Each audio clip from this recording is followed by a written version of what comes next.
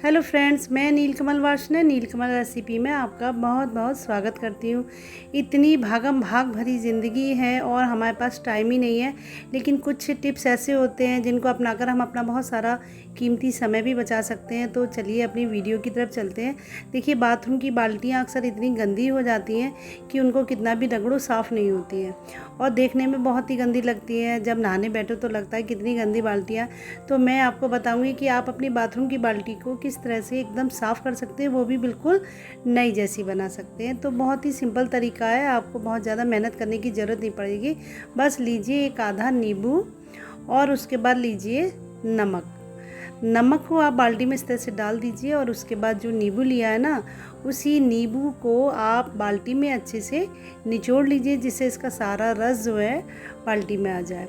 उसके बाद इसी नींबू के छिलके से आप बाल्टी को रगड़िए, तो जो आपका मैल है जो बाल्टी पे जमा हो जाता है जिद्दी मैल की तरह, वो मैल अपने आप धीरे धीरे नींबू और नमक से साफ़ होने लगेगा और आपकी बाल्टी जो है एकदम बिल्कुल नई जैसी हो जाएगी। तो देखिए, मैंने बाल्टी के अंदर जो नींबू डाला था और नमक डाला था, उसको रगड़ते हुए इस तरह से मैंने पूरी बाल्टी में नमक और नींबू लगा दिया। तो देखिए, जो बाहर इतना गंदा सा मैल था जो साफ़ ही नहीं हो रहा था, वो भी मैंने नींबू और नमक लगा कर रगड़ा है, तो वो मैल भी देखिए साफ़ होने लगा। तो इतने हम लोग परेशान हो जाते हैं कि किस तरह से अपनी बाल्टियों को साफ़ करें। कितना भी साफ़ करो, ये मैल जो है 1 हफ्ते के अंदर फिर से जमा हो जाता है।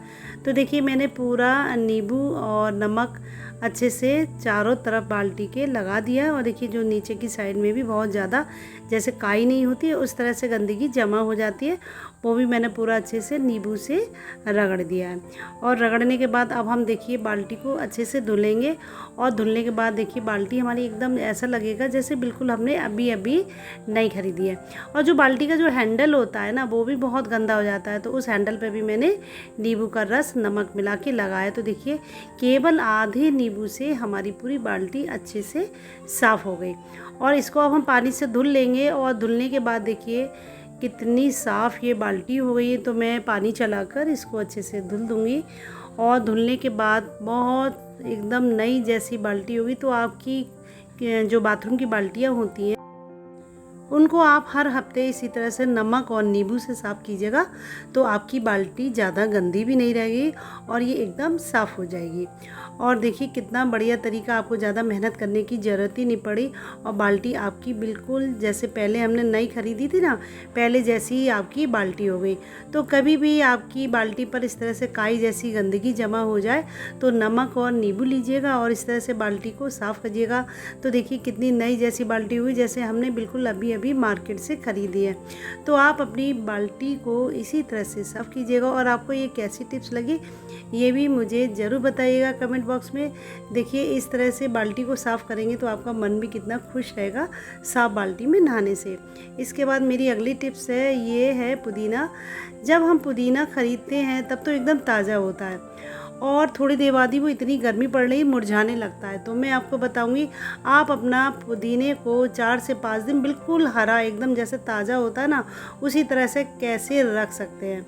तो बहुत सरल तरीका, सबसे पहले हम पुदीने को खोल लेंगे और उसको फैला देंगे। इसके बाद हम लेंगे एक कांच का गिलास और कांच के गिलास में 1/4 गिलास हम डालेंगे एकदम ठंडा बर्फ़ का पानी। सादा पानी नहीं डालना है, एकदम ठंडा पानी डालना है। और इसके बाद डालने के बाद हम सारा पुदीना इस गिलास में भर देंगे। लेकिन पुदीना इसमें डालते समय ये याद रखेंगे कि ये जो थोड़ी सी गली हुई इसकी पत्तियां होती है पुदीने की नीचे की साइड में, उन पत्तियों को हम बिल्कुल निकाल देंगे, क्योंकि अगर वो पत्ती नहीं निकालेंगे तो हमारा पुदीना जो है सड़ने लगेगा या सूख जाएगा। तो नीचे साइड से मैंने ये सारी गली हुई पत्तियाँ निकाल दी हैं और इस तरह से ऊपर की साइड का सारा पुदीना जो है मैंने गिलास में इस तरह से भर दिया है। और इस तरह से भरने के बाद आप इस गिलास को रख दीजिएगा फ्रिज के अंदर। तो जब भी आपको इस्तेमाल करना हो, आप फ्रिज खोलिए, गिलास निकालिए और पुदीना आप इस्तेमाल कीजिएगा। एकदम हरा भरा पुदीना आपका 4 से 5 दिन तक रहेगा। तो ये आप सब्ज़ी में भी डाल सकती है, कभी कभी हमें सब्ज़ी में डालना होता है तो एकदम सूखा हुआ पुदीना अच्छा नहीं लगता। तो देखिए मैंने ये 5 दिन बाद पुदीने को निकाला है और एकदम हरा भरा पुदीना है, बिल्कुल सूखा नहीं है। बस इसकी 1-2 पत्ती जो है हल्की सी मुरझा गई, लेकिन पूरा जो पुदीना है एकदम ताज़ा है। देखिए पत्तियाँ कितनी ताज़ा हैं, जैसे बिल्कुल अभी अभी हमने पुदीना जो है खेत से तोड़ा है। तो इस तरह से आप अपने पुदीने को 5-6 दिनों के लिए एकदम ताज़ा इस तरह से बना सकती हैं। आप इसको फ्रिज में रखिए और जब भी इस्तेमाल करना हो निकाल लीजिए। इसके बाद मेरी अगली टिप्स है, ये लाल मिर्च है। और लाल मिर्च जब हम सब्ज़ी में डालते हैं तो स्टोर करके रखते हैं, लेकिन जब हम स्टोर करके रखते हैं तो कुछ मिर्च जो है ख़राब हो जाती है या उनमें फंगस लग जाती है। देखिए इस मिर्च में फंगस लग गई, तो इस तरह से 5-6 मिर्च जो इसकी ख़राब हो गई है। और जब 4-5 मिर्च ख़राब होती हैं तो इस तरह से सारी मिर्च ख़राब होने लगती है। तो मिर्च को रखने का बहुत ही बढ़िया तरीका, 1 चम्मच लेंगे हम सरसों का तेल, और सरसों का तेल मिर्च में डालने के बाद इसको अच्छे से मिला लेंगे, जिससे सारा जो सरसों का तेल है ना मिर्च में अच्छे से मिल जाए। सरसों का तेल ही डालना है, कोई तेल या घी इसमें नहीं डालना है, केवल सरसों का तेल डालना है।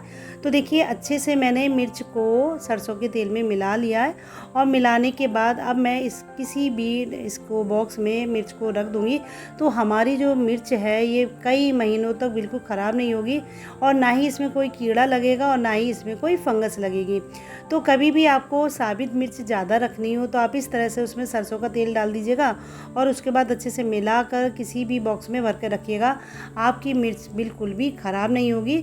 तो बिल्कुल वैसे इसका कलर भी बिल्कुल ख़राब नहीं होगा। देखिए बिल्कुल रेड कलर है, मिर्च में अगर थोड़ा सा तेल डालेंगे तो इसका कलर भी बहुत अच्छा सा हो जाएगा।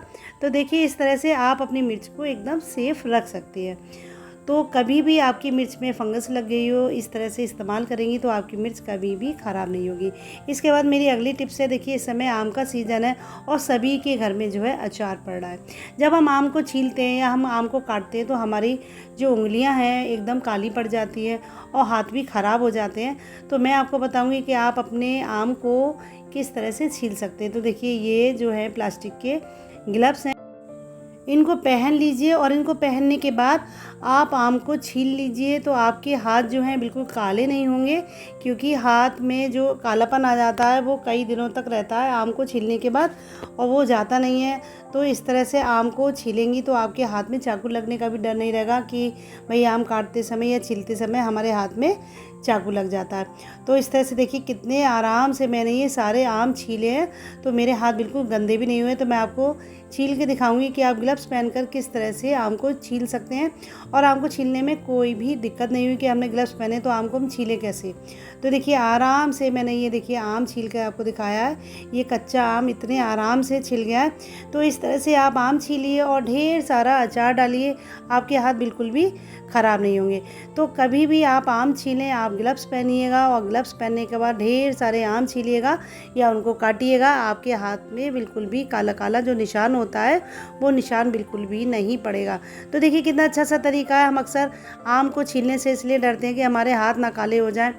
तो इस तरह से आप आम को छीलेंगी तो आपके हाथ बिल्कुल काले नहीं होंगे, और ना ही आपके हाथ पर कोई भी कटने का निशान आएगा कि चाकू से काटते समय हमारे हाथ पे चोट लग जाती है, हमारी उंगली कट जाती है। तो देखिए कितने आराम से मैंने ये सारे आम छील लिए और मुझे कोई भी परेशानी नहीं हुई कि ग्लव्स पहन के भाई आलू छील नहीं पा रहे, ऐसा कुछ भी नहीं लगा।